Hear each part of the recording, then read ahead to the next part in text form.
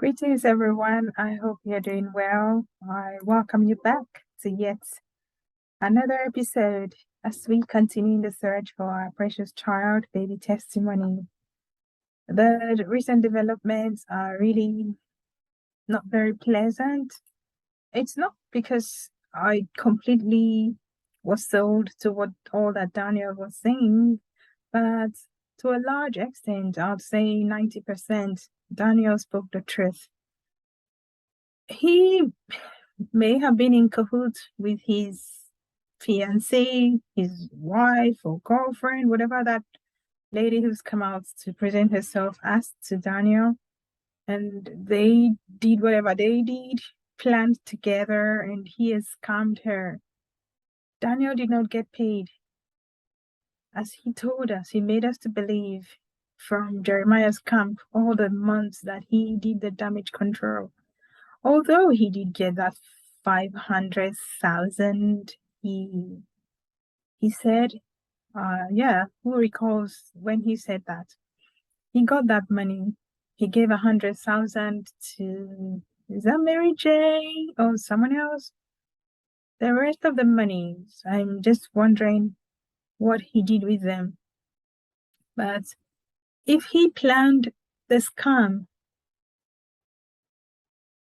on everybody else with that person, what's her name? Precious Mirabel Daniel? She calls herself his fiancée. How is she answering his name? Were they married? Because I listened to her when she came with the voice message. Well, not a voice message, it was actually a direct call on a J-list platform and referred to herself as his fiancée or something, not a wife. How is she answering his name then? When did the name change take place? I will continue to ask this question because I do not understand. Where has she been? Why did she not come out in the early days when Daniel began this nonsense of saying that she was dead? Well, maybe I can answer that question because Daniel did say that she sold her phone, and when she passed, the person who bought the phone returned it. So this is part of the 10% of Daniel's story that's not straight for me.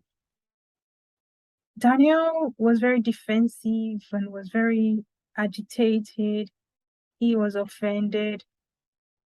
He didn't want to answer questions that were people asked regarding baby testimony. For instance, questions about God's love. Daniel blatantly refused to answer that. He basically shielded Jeremiah and kept saying he was innocent. He didn't know. That's a topic for another day, anyways. But that was the 10% for me. Like, why is this guy so defensive? This is a simple question. There was a question that was asked him, do you know where someone is? But he never answered questions directly. And that for me didn't sit very well. So I do not know where this is going, how long this circus is going to play for, but we're here for the long haul by the grace of God until we find our dear baby. If Daniel came to lie about the loss of a child and a wife that didn't happen, his wrath is coming. He has already sworn against himself that if he married, that's another thing. Because how could you have just lost your wife and baby and buried her as you claimed? A couple of days later, you're talking about if I do get married. To be honest, Daniel rushing to social media the early days, a couple of days, only a few days after all these things that he claimed had happened, that startled me.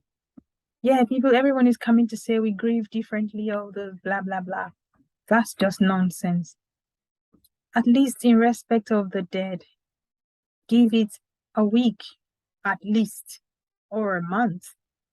Let the dead rest. Let the dead know that you did value them, the time you spent with them. You do not run because you want to defend your name. He could have just been quiet and mourn. Another thing was, when someone is bereaved, you usually have family members, neighbors, people around them. They're never alone.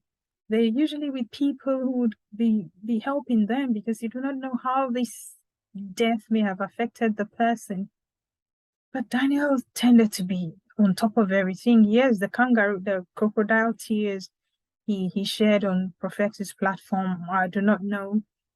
Maybe they were real, maybe they were fake, maybe that was him thinking, oh my God, what am I doing here? Nobody died. Daniel, may you not actually lose a wife and child when the time comes for those people to be in your life. May you not. I pray this prayer for you.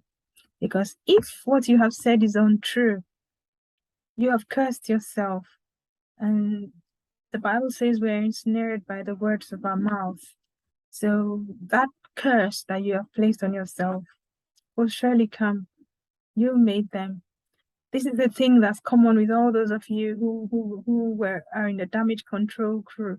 We heard of Gala Doris swearing several times against herself, even while she knew she was lying blatantly. We've heard all these people swear, and it's shocking that they do these things knowing that they're telling lies. Well, at the end of the day, Daniel, I really do not understand what you were doing.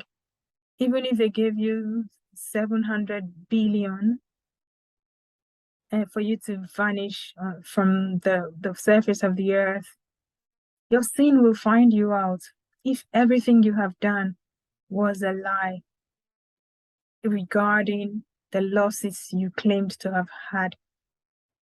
I'm still hoping that there's some element of what that lady has said. So as the more we continue to find the proof, to gather evidence, to be certain of who this person is, I just hope in the meantime that Daniel is safe and he will come out from wherever he's gone right now, because he can't be reached, to come and speak up before it's too late. My little word for today. I hope to see you guys again soon. Thank you for your time. God bless us all.